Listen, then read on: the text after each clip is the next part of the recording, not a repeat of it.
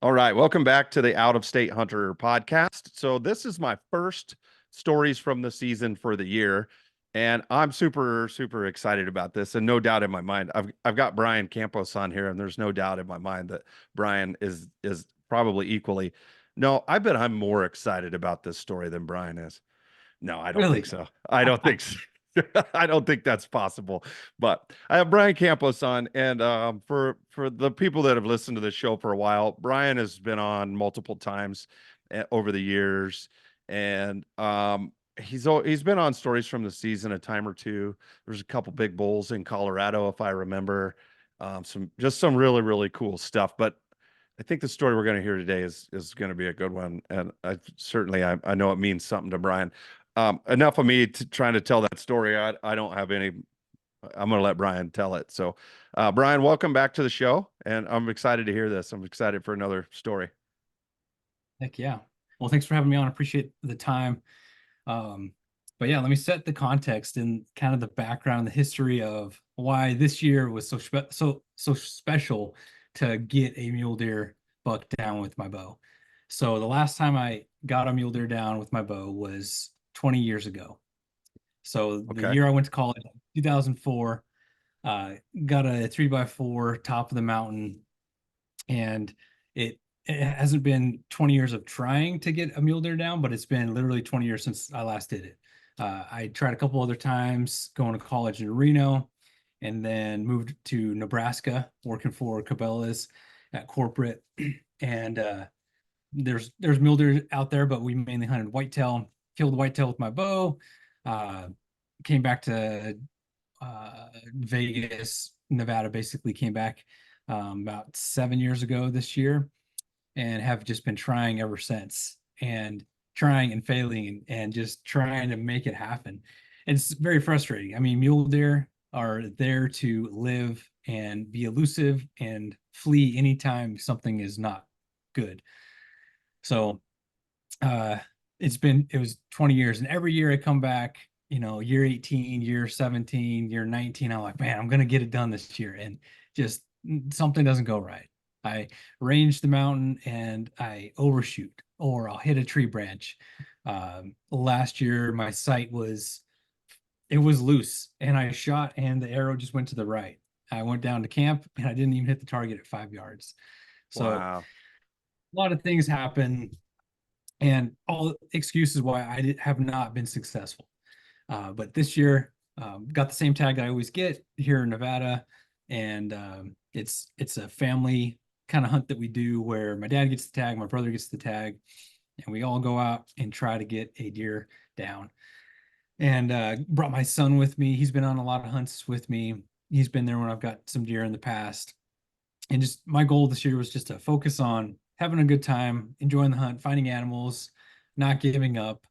And opening weekend, had a good time, glassed a lot of animals, or glassed a lot. Didn't see a lot of animals. Saw a couple bucks, and my brother found some good bucks, and just no shot opportunities. But my son had a good time hunting with his cousin.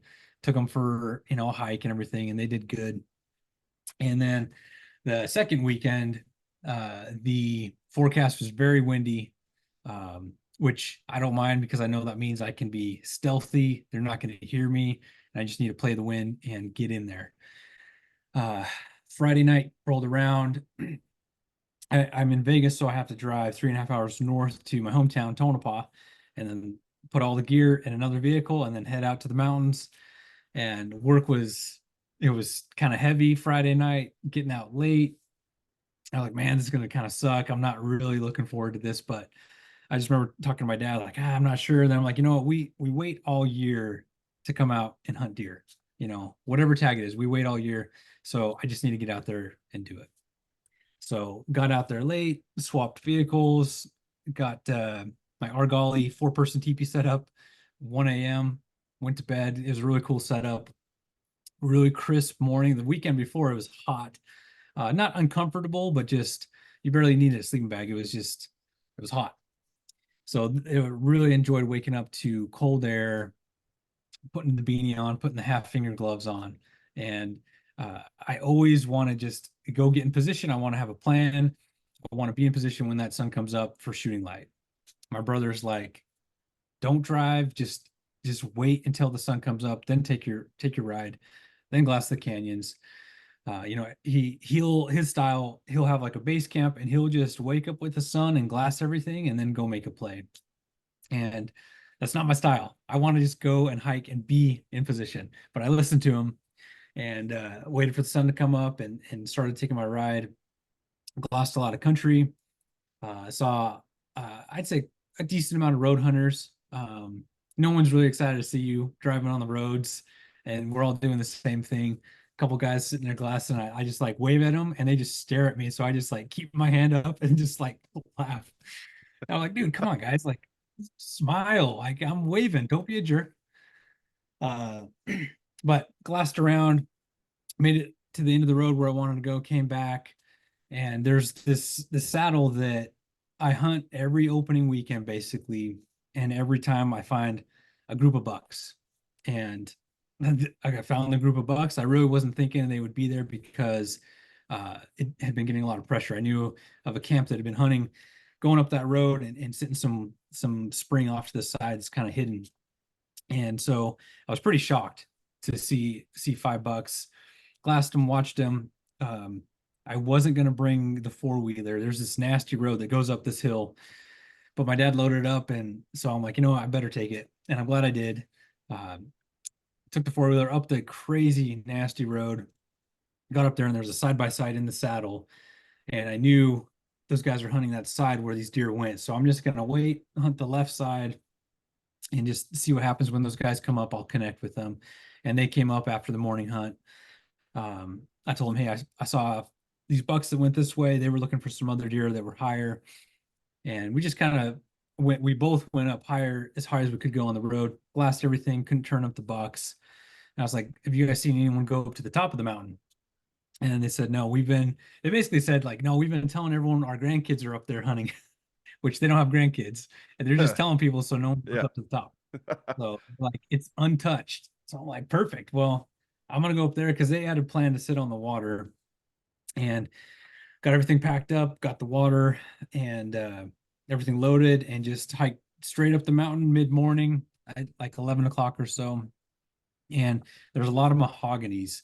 There's a lot of I have a lot of waypoints at the top of this mountain where we've seen bucks, where they've been bumped. So I just really glassed everything to make sure, like, I'm looking through everything, because you could be right in there with them 40 yards. It's so loud, they're not going to hear you till it's too late, and you're not going to see them till it's too late. So worked my way through the mahoganies and just took my time, probably for an hour, being at the top of the mountain. And I found a buck pretty high.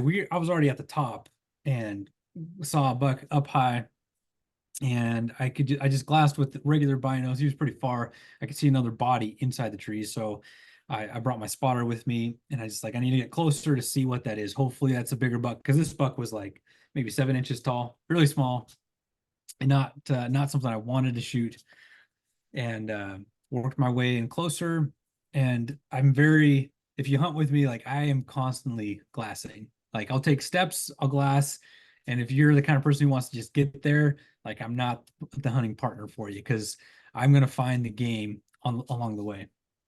And during that process, looking up, I found a bigger buck across this meadow, just kind of off, kind of in the tree line, bedded, and he was a lot bigger. He was a good buck, and he was very locked in where he was, where he's facing uphill, wind's going uphill. Between me and him is a meadow, so there's no way to go directly at him because he'll see me. I can't go under him because he'll smell me. If I come up from above, he'll see me.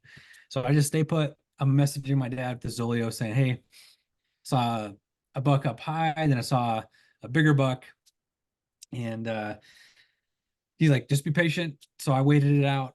He got up from his bed, moved around, didn't know I was there. I was within 300 yards. And he got out of sight, came back in sight, and then he disappeared. And from that point, you don't know how far the deer's going to go, if he's going to go 40, 50 yards up, down, wherever. So I used the Go Hunt rangefinder tool and just casted a waypoint 260 yards to where he should be, dropped the pack, put the face mask on, knocked an arrow, and just went full ninja mode and just got over there. Um, Snuck across the meadow kind of quickly because I was going to be fully exposed.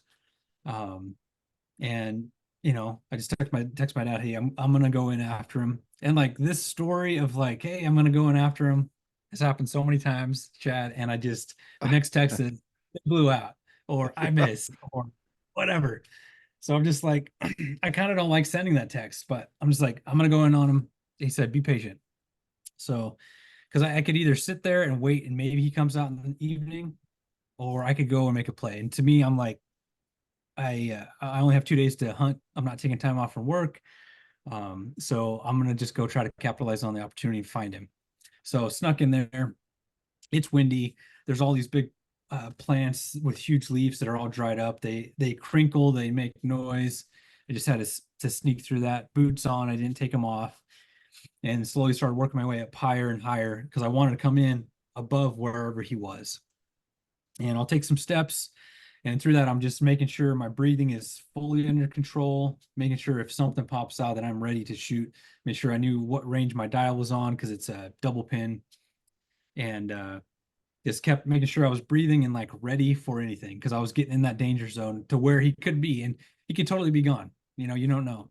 So I'm in the cliffs, more rocks, trying to climb up, and I'm at a spot and I glass look around, nothing. And I look down, he's right there. 20 yards below me and away, bedded away, winds in my face. So I'm like, dude, this Oh is my so God. perfect. That's like the dream. And I can see his rack. I can't see his eyeballs. Like it is perfect. So I'm like, man, I would love to film me shooting, but I'm like, I have to kill this buck. Like, I don't want to mess this up for anything. So camera goes in the marsupial, range him 19, range him 20, range him 19. So I'm like, I'm just gonna use the 20-yard pin. And it was very inclined. And so one of those cliff shots where you're shooting down at this deer. So bend at the hips, and I just took my time, made sure everything was absolutely level.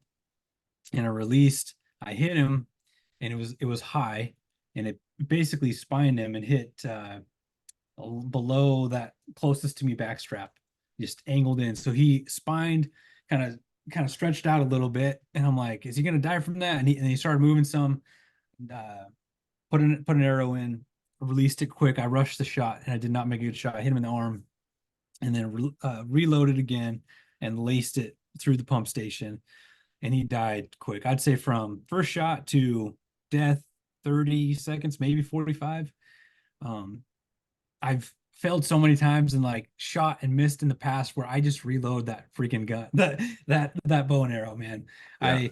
I I want to get those arrows downrange, and I wasn't happy with the second shot, but that last shot went right through him, and I just kind of he died, and I just like threw myself on the rocks, just like, oh my gosh, dude, we did it. 20 years. Messaged my dad, I was like, the deer's dead. I got him. He's done. Messaged my brother, just like, dude, we finally freaking did it. That's a So super, super, yeah, super dude. cool story, man. Super cool Yeah. story. Went down, and that arrow, man, it was so steep. That arrow was coming out just a little bit. It wasn't centered of his chest, but just a little bit to the opposite side. But it was so angled. So it really wasn't hard to spine him. And I didn't want to hit the cliffs in between me and him, the rocks. So like I'm lucky that I'm lucky that I got him Yeah, and that's that a he didn't tough go shot. anywhere. And It's a he very tough shot. did. And I should have aimed lower on that first one, but I just made sure I was low on the vitals and just released that last one. It went all the way through, hit the dirt. It would have passed all the way through, but the fletchings were basically out of him. Like it laced him.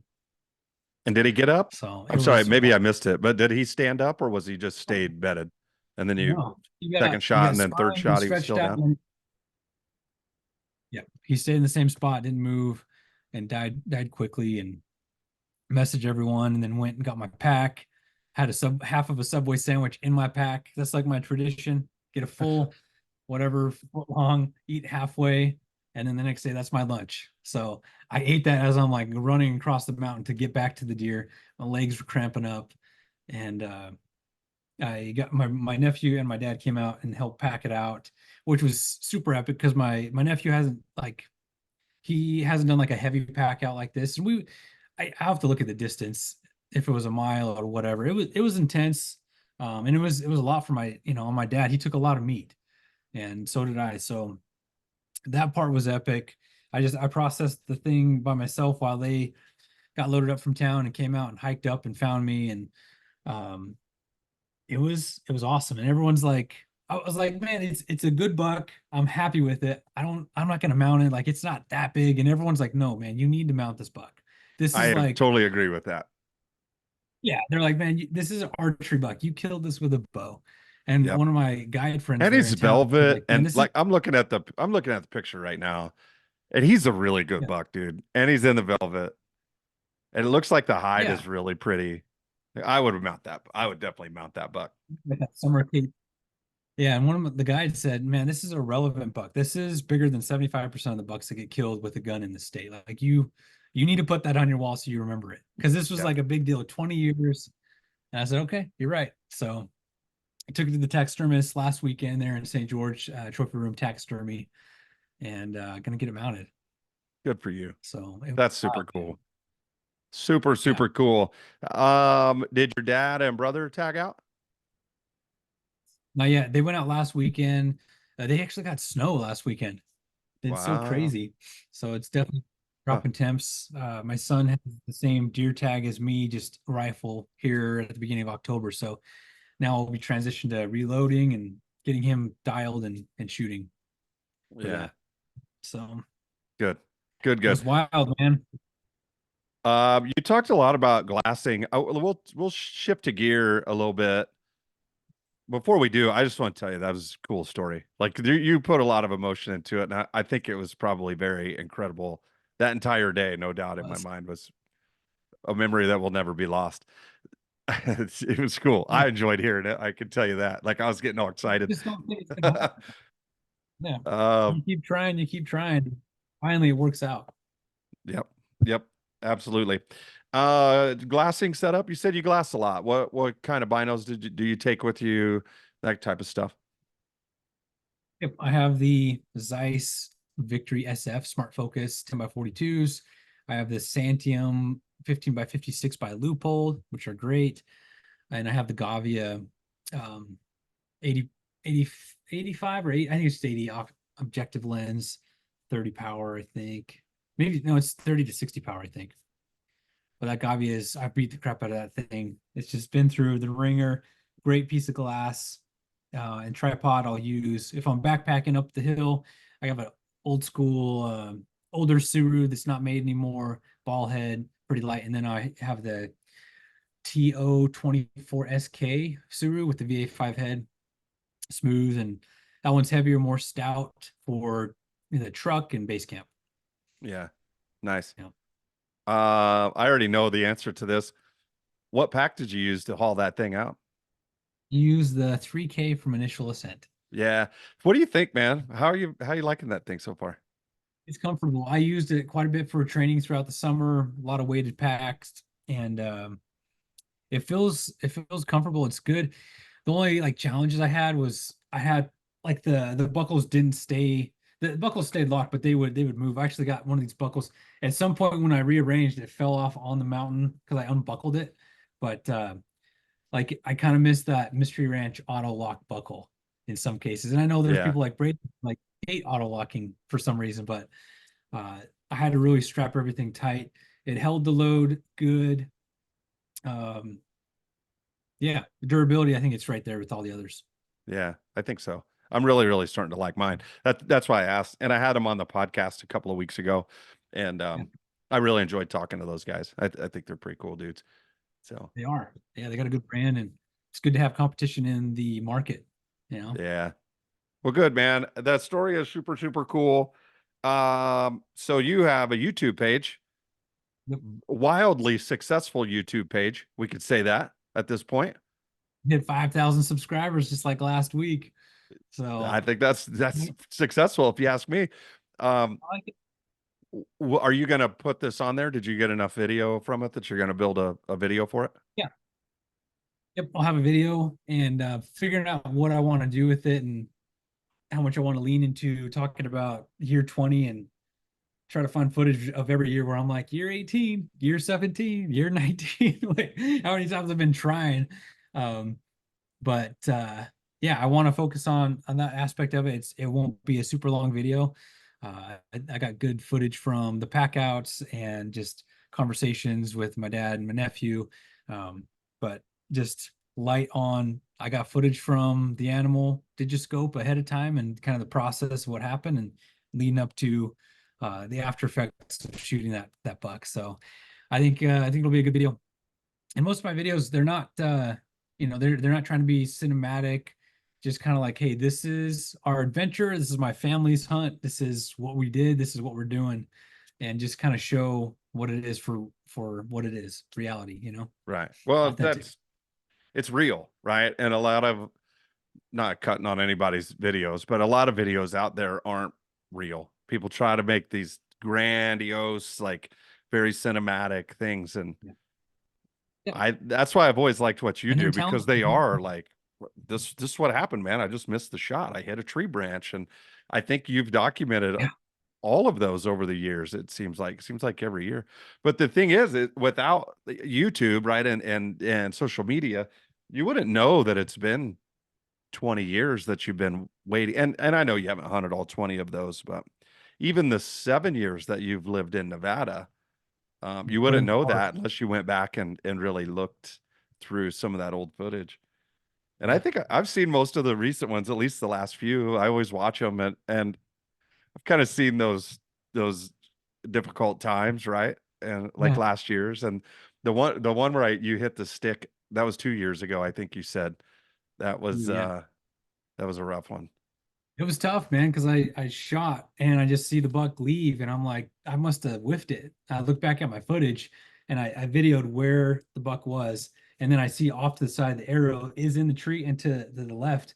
But when I went and retrieved the arrow, I thought I just missed, but I truly hit and it deflected to the right because I was too high. I should just shot from the knees. But yeah, it happens, man. And you just got to keep failing until you get it right, until you Yeah, connect. on a good buck too.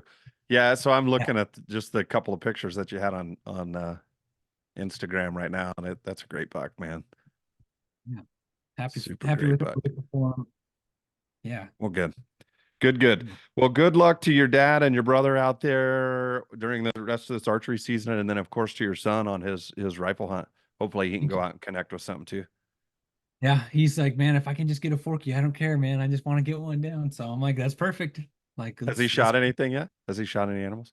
he no, not any animals. He's been shooting archery and bow and or archery and rifle and stuff, but hasn't shot any animals yet.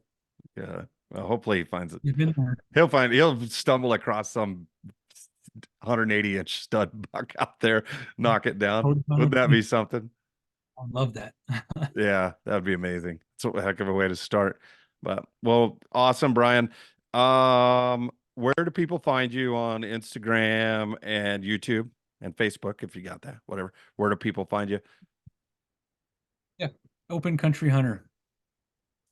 Because I Cool. hunt the open country There you go. sometimes. There Or you go. sometimes the province. Who knows? Sometimes the big mountains in Colorado, right? Yeah. Wherever, In Wyoming, Colorado, Arizona, Utah, all the above, man. I all love the it. above. What else do you have this year? What else did you draw?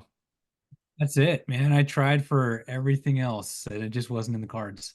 Yeah. So That's open kind of how points, try to my year was shaken out really bad. And I knew that I had a private land antelope tag. That was fine, but I just could not draw anything in any other states. I was not drawing anything. And then Colorado hit, and I landed a few tags in Colorado. So um, good. right on, man. So Open Country Hunter, I will link all of that stuff in the description below. And so if listeners want to go watch your videos on YouTube, which I highly recommend, or check out Brian's Instagram page, he's got some pretty cool stuff on there. And that bull that we were talking about from Colorado, there's some pictures of that on there too. Um, good stuff. In there somewhere in the feed. That was kind of crazy. My first bull, the big dog. Yeah, it was a tiny little bull. Yeah. Yeah. 256. Just a little guy. Yeah. Oh, geez. All right, man. Totally. We'll wrap it up right there. Thanks again for telling the story. That was super, super cool. And I thought it was cool. So I can't even imagine what you was going through your head that day, but I'm sure it was awesome.